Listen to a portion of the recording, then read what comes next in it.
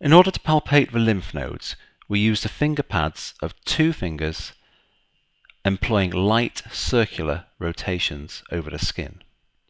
We start with the pre-auricular lymph nodes in front of the ears and move behind the ears to the post-auricular lymph nodes.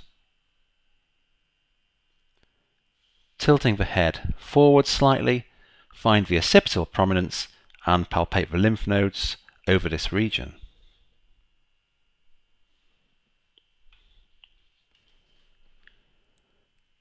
Next, we're going to palpate the lymph nodes of a posterior cervical triangle, which is bordered by the sternocleidomastoid, the clavicle, and the trapezius.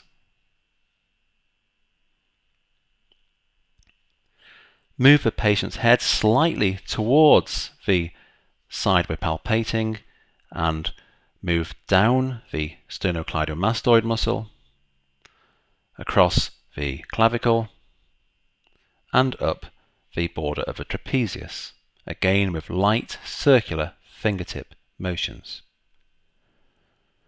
Now palpate all the regions in between the borders of this triangle.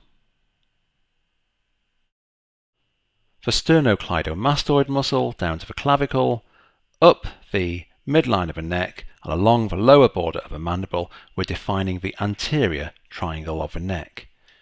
Palpate over the front edge and the body of the sternocleidomastoid muscle, down to the clavicle, and up the midline of the neck,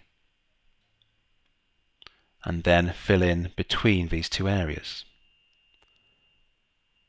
Finally, palpate the tonsillar and the submandibular lymph nodes, finishing off with the submental lymph nodes right under the front of the chin.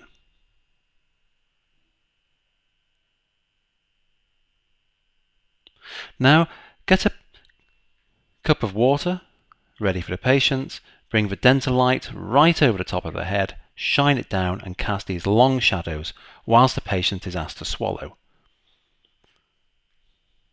Find the laryngeal prominence and the lateral lobes of the thyroid glands are palpated from behind the patient whilst the patient is asked to swallow. Observe the movement of this gland along with the movement of the trachea during the swallowing action. Finally, palpate the thin strand of tissue in between these 2 lobes, which is the isthmus. Again, ask the patient to swallow and observe the movements as the trachea moves up and down during the swallowing action.